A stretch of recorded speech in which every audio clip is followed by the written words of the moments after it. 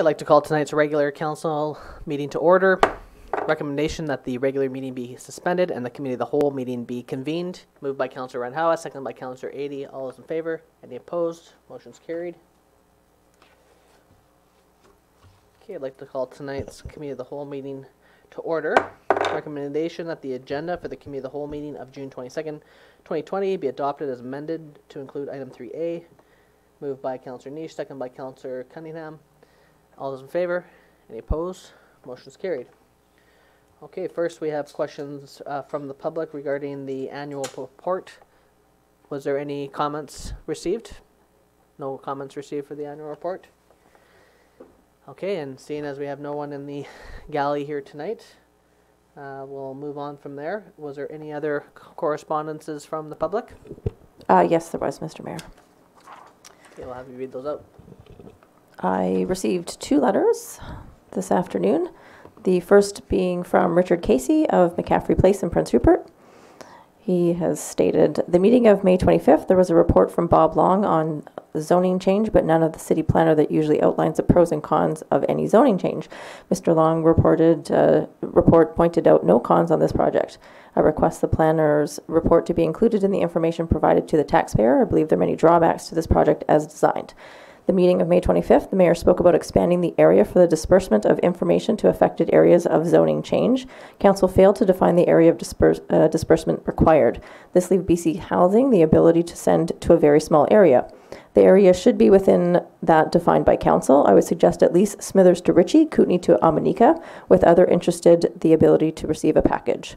The mayor observed that the city has been working closely with BC Housing on a variety of projects and noted how they have been doing heavy public engagement with the neighborhood throughout the year and how the proposed project would just be the start of further plans and projects for the area. The information package should also include the further plans the mayor speaks of. I live 100 feet from the affected property and no one has spoken with me nor the neighbors I have spoken with about this project. Perhaps the city would provide a list of parties BC Housing has engaged with at the next council meeting. The report to council gives BC Housing the right to change once approved. What is the point of going through the process if council abdicates their right to ensure that the city and area residents get what was specified? This does not make sense to me. Let BC Housing put together a final plan or work within the existing zoning. From Mr. Long's report of May 20th, while the applicant has submitted a proposed site plan and building elevations, once the rezoning is granted, the owner would be entitled to change the plans and purse alterations development concepts permitted currently within the zoning bylaw. In order to ensure development occurs in accordance with submitted existing plans, the applicant will prepare a public information package for distribution in the area, with any comments on the proposed development can be relayed to the corporate administrator. I would request all questions to Mr. Long, along with the replies from BC Housing, are made available on the city website. Logging in should not be required, nor joining any app. This should be available to all as an open house is open to all. It would also be nice to request a virtual rendering of the proposed site with the existing housing on Kootenay and the new street elevation. This would really help people visualize what is proposed. This is not an unreasonable request. I have seen this done on projects of much smaller scale. Thank you, Rick Casey. Thanks, and I'll quickly answer that. So that the process has just begun. We only have done first reading, and that BC Housing is just in the preparation phase. They haven't sent any packages. They haven't done any engagement yet. When that time comes, everybody in that neighborhood will receive that. But also that at the final, before we approve, there is a public hearing in which everybody in the community has a chance to have a comment, not just the people of the residents. So there will always be the opportunity for people to come forward and mention their concerns, and throughout the process of the readings, which there will be 4 of them, everyone will have the ability to see renderings and such. So that's on the proponent to provide those, and they're just in the beginning stages of that. Is there anything else? Yes, I have one more, again from Richard Casey of McCaffrey Place, regarding the Cow Bay Marina. I have a friend with a commercial boat that tied up at the main finger last summer. I asked how he could afford it. He stated when he told the manager he could not afford the rate, he was given a deal at half price. I looked at the marina bylaws and cannot see where there is any discretion given to anybody besides council to adjust rates. Can I be assured the city is collecting revenues for the city dock for all areas as laid out in the bylaws and the site plan? I was very surprised that the city owned float does not appear to exist. It is my understanding the committee formed in May 2018 at the order of council was to develop a set of rules and charges for the newly installed float the Canoe Society was using. As the society has City of Prince Rupert connections and has worked on developing the rules, the society, was aware of the need to apply for a grant. The city administration should have also been aware of the need to establish a bylaw to set new rules to law. The mayor spoke of the need of this on May 28, 2018 council meeting. The mayor also noted at the council meeting on May 28, 2018 that the organizations had indicated plans to apply for an in-kind donation through the community enhancement grant process related to the access to storage for one boat for next year. The Prince Rupert Outrigger Canoe Society has not done as ordered by mayor and council and was granted full use of the facility for a year and a half without completing its promises to the city. Will the city finally develop a set of rules for all of the marina to enforce them? Thank you, Rick Casey. Well, I can't speak to the details. I'm not sure what he's referring to on that, but I do know that we're in the process of updating the OCP, which will have all the bylaws updated. Is there other comments from the public? Nothing further. Okay, I'd entertain a motion to reconvene the regular council meeting. Moved by Councillor Skelton Morgan, second by Councillor Cunningham. All those in favor? Okay.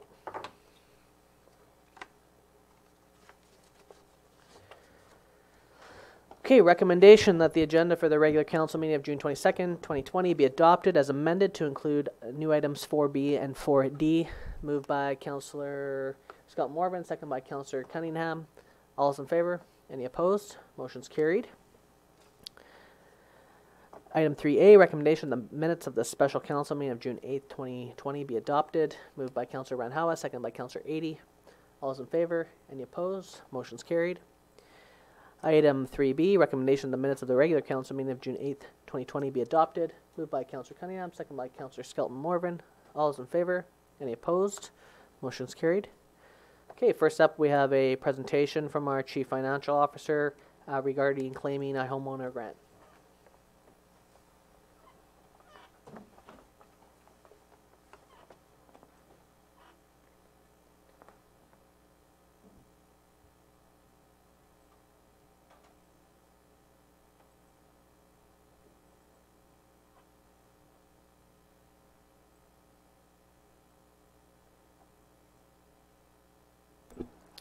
Good evening.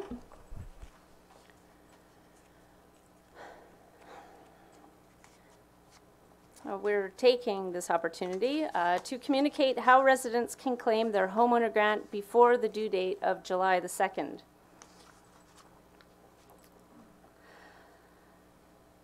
Ever since COVID-19 disrupted so many people's lives and ways in which we've historically done things, we have communicated to people that during our peak season for property tax payments that property owners make an effort to pay through their financial institutions online to minimize the need to come to City Hall. Our tax insert, which accompanied the property tax notice, detailed numerous methods of payment and ways to claim the homeowner grant to assist people in their choice. We are finding, though, that many who have paid online have missed the part where they need to apply for the homeowner grant. Normally, people who would come to City Hall would be prompted by our customer service staff to fill out the application found at the bottom of their tax notice. Given that people are now paying a different way and there is no one prompting a homeowner to fill in the application, it is easy to understand why this step is being missed. Staff are reaching out to those identified with the homeowner grant balance still listed as outstanding for this year, but we hope this presentation will help to educate many who are about to make their payment. First is to understand whether a homeowner is eligible to apply for the homeowner grant. It is not the first-time home buyers program, which applies when someone buys their first home. This is a grant available annually on a homeowner's principal residence, which is applied against a homeowner's property tax. If an individual is over 65, has a disability, is a veteran, they may qualify for an increased grant amount. Detailed eligibility criteria at the government website is noted here, as well as on the back of the tax notice received in the mail. The importance of the grant amount and the impact on the amount to pay is reflected in the 3 columns on the property tax notice. Column A is the amount owing from those who don't qualify for the homeowner grant. Column B is the amount owing from those who qualify for the basic amount. And column C is the amount owing from those who qualify for both the basic and the increased amount. For example, over 65 years of age. If you paid online with the amount from column B or column C because you are eligible, you must claim the homeowner grant. If you have yet to pay for and qualify for the homeowner grant, please ensure you complete the application before the deadline of July 2nd. Applications must be received before July 2nd of this year, otherwise a provincial penalty of 10% is applied to the unclaimed amount. This is a penalty administration and council are not authorized to waive. Residents who qualify can fill in the bottom part of the property tax bill and drop it in the outdoor mail slot at City Hall on the Charles Hayes statue side of the building, or mail it. Remember, the application must be received by City Hall by the end of July 2nd, so if you are mailing from within Prince Rupert, it is likely just as easy to drop it off in the City Hall mail slot. You can also apply for the homeowner grant online, which will be explained later. This is the bottom part of the property tax bill, which can be filled in manually. For reference, please see the highlighted areas that must be filled out on the paper form. Again, it is on the very bottom of your property tax notice. I'll now go over how to claim the homeowner grant online. Please note, if you're having trouble claiming your homeowner's grant online and are using a mobile phone or tablet, please try using a desktop or laptop instead. The information you need is located on the top of your property tax notice. It is the roll number and the access code shown here. We've just blown that up for you. It's top right-hand corner. Go to www.princerupert.ca/EHOG and click Launch. It will take you to the screen beside number 3 on this slide. Here's the screen zoomed in. Fill in the roll number without the first 3 digits, which are always 227. That is the jurisdiction number and is already populated in the field above. Be sure to include the decimal place before the last 3 digits. Enter the access code, which was on the top right of your property tax notice, and click Claim Homeowner Grant. The form will then ask you for contact information, as well as which grant you are applying for, the basic or the plus 65 and other. Once you've completed all of the information and press Submit, you should get a confirmation screen stating the application has been received. You can save or print this for your records. If you are not certain that your application has been received, you can confirm with staff at 250-627-0960. If you do not reach someone immediately, they are on the line with another caller. Please leave a name and phone number and they will return your call as soon as they are able. Thank you very much. Thank you. It's great that there's an online option now.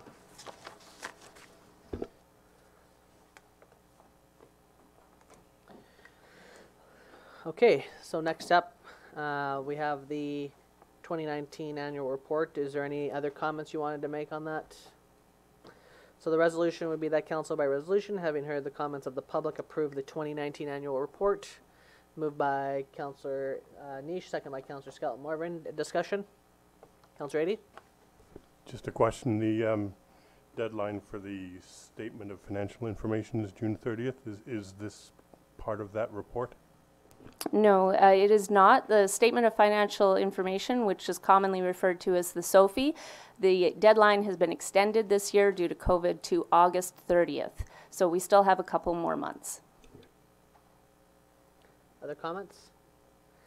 The only thing I'll comment is that, when folks ask us, about the details of the city business, the finances, what's going on with what department, the annual report is actually the catch-all of all the things that the city does.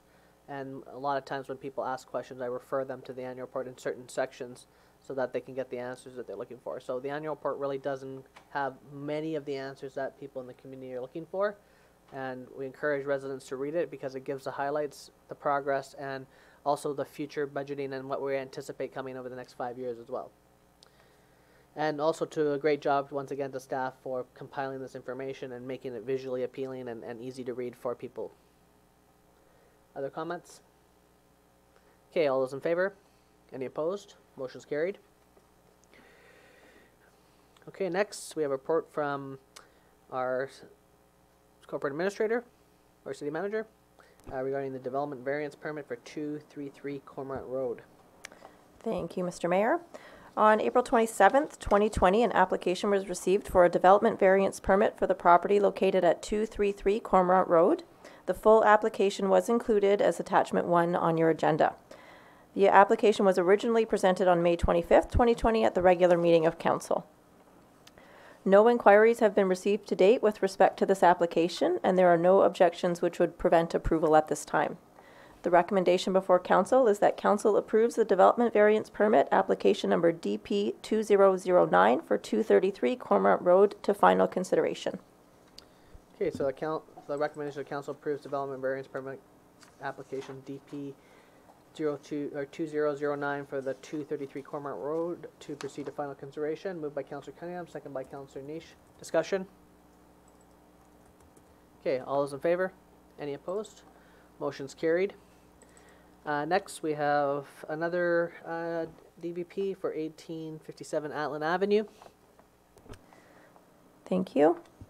In June 2020, an application was received for a development variance permit for the property located at 1857 Atlan Avenue.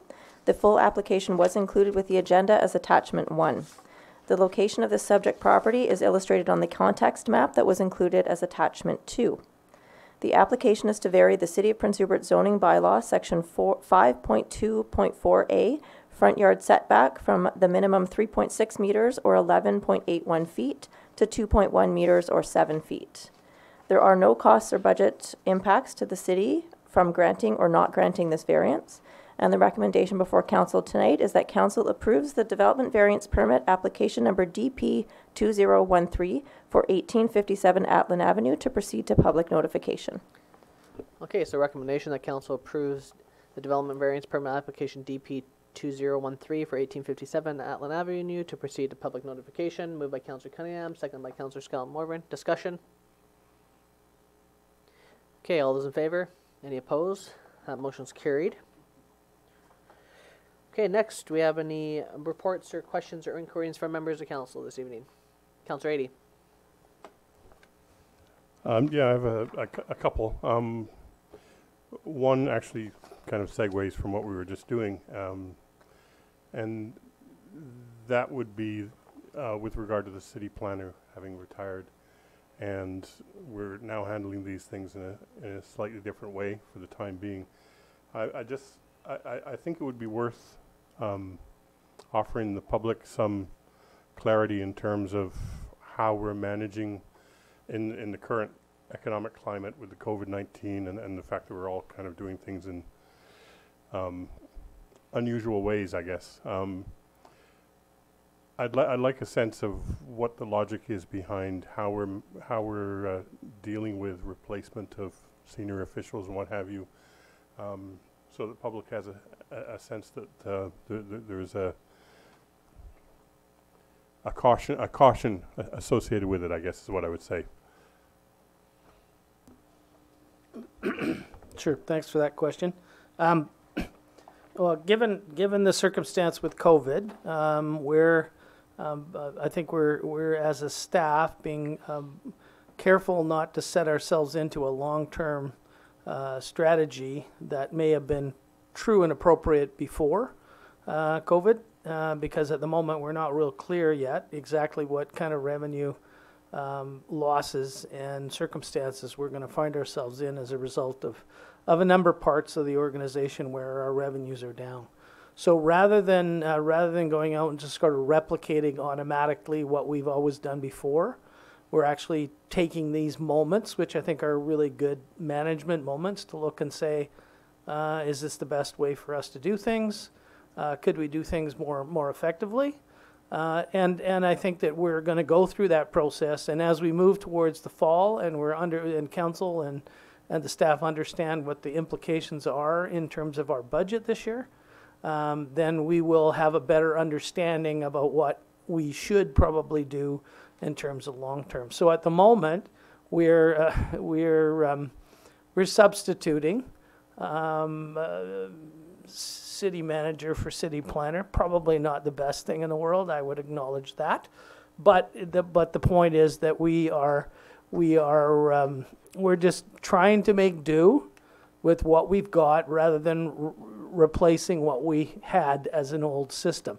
And I think we'll do that with every part of the organization.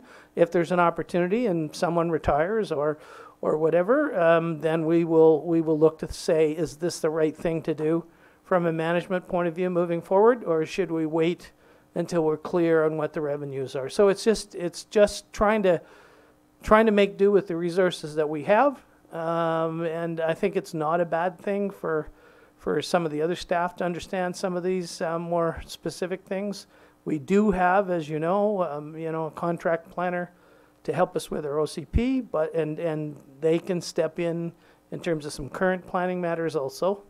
But we're just taking a cautious approach at this time, and we'll get an idea about what is the best long-term strategy as we move towards the fall.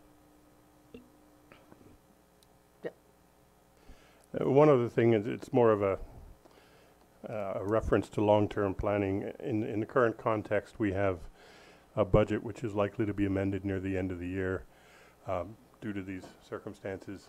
We have an OCP under construction, and then of course hopefully next year we'll be back to normal planning, normal budgeting. So I wanted to reflect on a conversation I had with somebody who gave me a call about a couple of things, and rather than make them about the neighborhood that they were talking about, I'd like to generalize it a little more. There was some concern around the inequity in terms of different parts of the city in terms of playgrounds, park equipment for kids. Some neighborhoods have pretty good facilities, others have virtually nothing. And so one of the things that I would like to see us consider or keep in mind as we do some of this long-term planning is how can we sort of take that into account in a way that we can create more equity between neighborhoods on those kinds of facilities. And recognizing also that it's my personal belief that you don't have a healthy community until you have a community where people can see themselves comfortably living from day one to the last day. So that speaks to playgrounds and parks for kids. It also speaks to senior housing, and this was the other concern that this person was talking to me brought up. And I think I'm not in this situation, so I have to take what she was saying on faith, that there's a perception that there's still a shortage of the kinds of, let's say somebody who's been living in a detached house with a yard and doing the lawn and doing all that, finds themselves getting to a point in life where they're not going to be either wanting to or able to do those kinds of things in terms of keeping their homes up, but still want to live here. So they want to live in more contained contexts. And I think what the person was expressing was that this is an area that we might want to bear in mind as we do our sort of global, where are we going with housing in this community, so that we can pursue that objective, that this be a place that people can see themselves living from beginning to their last days in comfort, rather than having people, turn 65, sell the house and off they go to somewhere else, if they don't really want to. If they want to stay, they should be able to, I guess is what I'm saying. So those were the two concerns, and I see it not, as I say, not so much in terms of a particular neighborhood as just a couple of filters through which to guide our thinking on some of this long-term planning. Yeah. City manager / planner. Those are good points, and if you actually sit down, step back a bit, it's right behind you there, but the Brent Hall plan is actually quite a brilliant plan to address many of those issues, and there is quite a well thought out series of public spaces in the 1907 plan. The difficulty is when the municipality was in financial trouble, we had to shut down a number of those public facilities or public parks in a number of different locations, and because we couldn't afford to maintain them. And to be frank, we've been looking at how to. So I don't think from a planning point of view, we're in trouble, because the problem with subdivision planning and this kind of sort of long-term community design is that once the roads are in for 50 to 100 to 200 years. And so those things are set, and it's very difficult and expensive to try and change them. However, I think looking at what is actually in the plan and trying to reconstitute some of that thought process in a number of different locations in the community to make the community more equitable in terms of the delivery of that particular part of the sort of desire of the community, particularly sort of tot lots, which have kind of fallen out of, which is interesting. If you look at the plan, they didn't really have tot lots, but they had something that approximated tot lots, and then tot lots became all the rage in the 50s and 60s, and then they fell out of, because of liability issues, sorry, it's a long lecture, but they fell out of sort of, interest, and therefore many municipalities moved away from them. But because the subdivision design fixes the way in where the association and relationship between the roads, the neighborhoods where people are living, and where those green spaces are, let's call them that for those things are still there in that plan. That 1907 plan is really brilliant.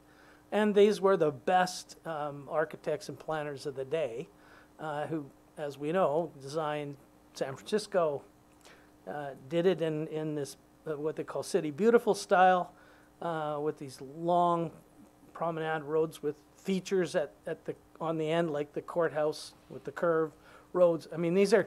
So I think that those things being, and council's made it clear they're very supportive of that plan.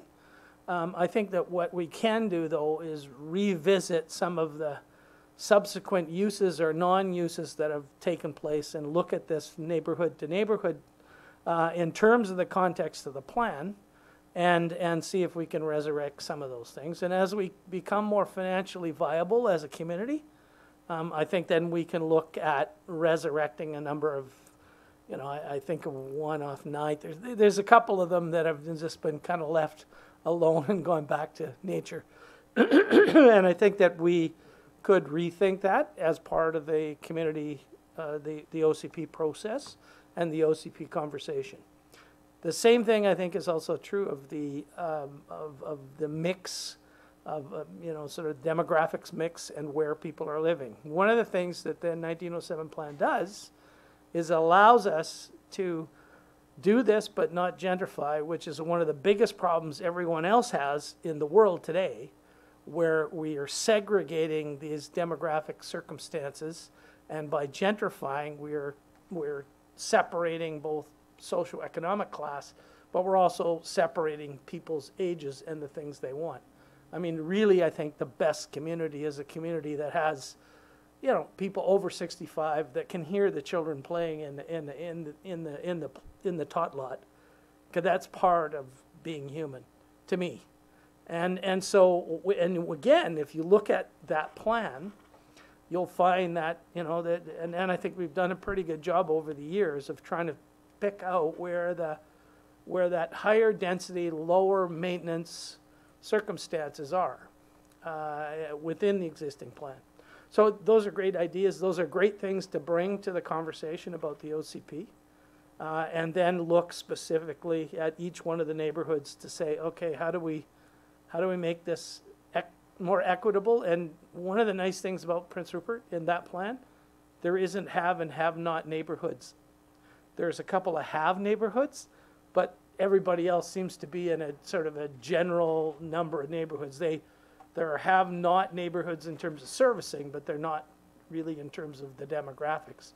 And that's very true of other communities, but it's not very true of Prince Rupert, and I believe it's part of that plan.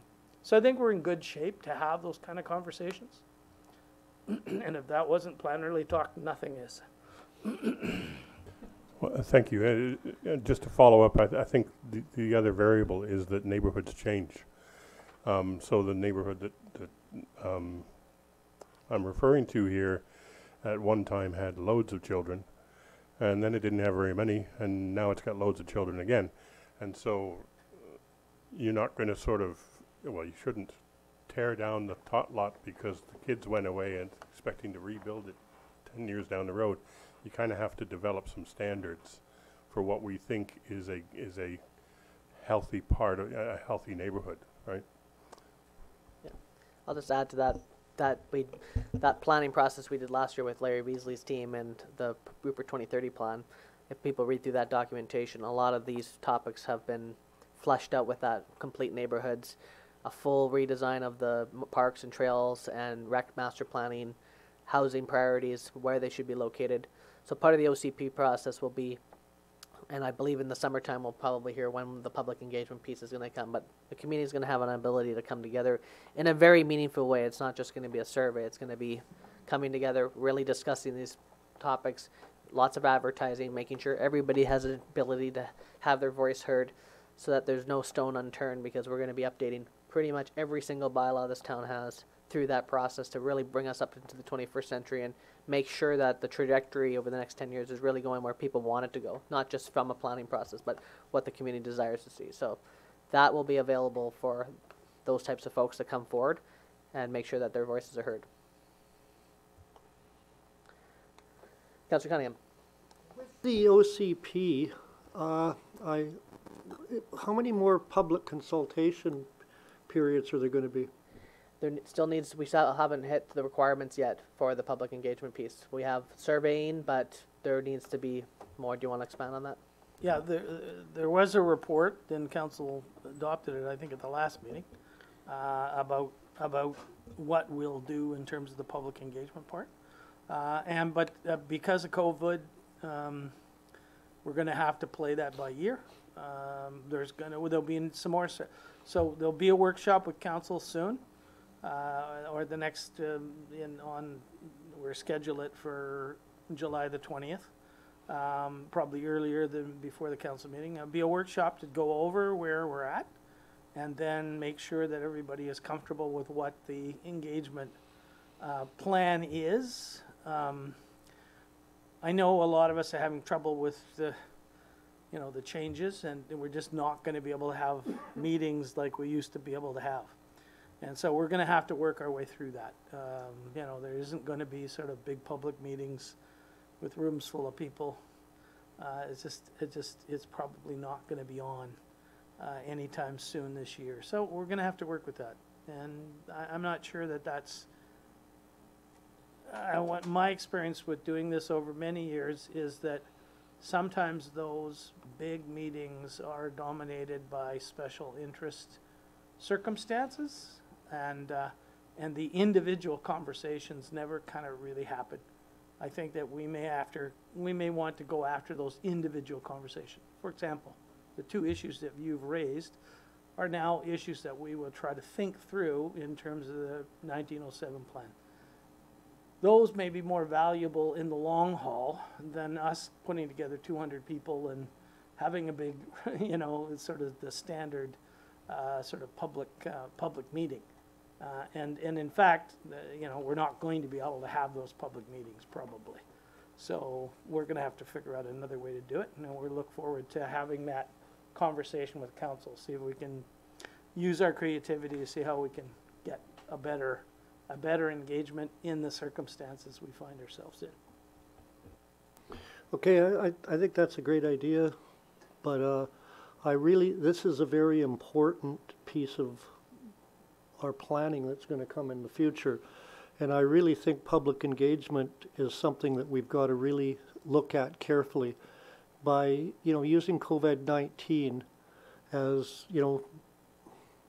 sort of something that's going to block a lot of communication and that, I think we definitely have to find a way around it, whether it's a survey we put out in the paper or online or something like that, so people can, and not necessarily special interest groups. I know they always exist, and everyone wants their neighborhood fixed up a little more than somebody else's and that, but I really think the overall picture, we've got to take a careful look at it, because so many times I've heard people say, well, I didn't know anything about that.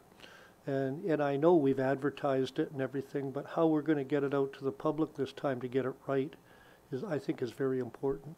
Yeah, I agree. And we also have a legal obligation to make sure it hits a whole variety of public engagement triggers, so it has to happen. And I think I personally want to make sure we have those meaningful conversations. Like, for example, I mentioned this in the April meeting, but we had 3 full days of workshops planned with the community that we were supposed to host, and there was the person that we have doing the OCP had a whole plan with the youth as well, to get the youth involved with it and to get them engaged and getting them in the downtown and getting them working with us. And how many people can we have at a time? Can we do things outside with the rain? There's things that we have to think about, but I want to see that happen. I want to see as many people involved with this as possible, because then you have the buy-in that the community has. We need the buy-in for the community to say, like, this is our plan, not just like council just passed some resolutions and now we do it. Like the whole process we did last year with this, with Larry Beasley and his team, brought in over 80 stakeholders in this community together to a whole year of planning and processing through those stakeholders.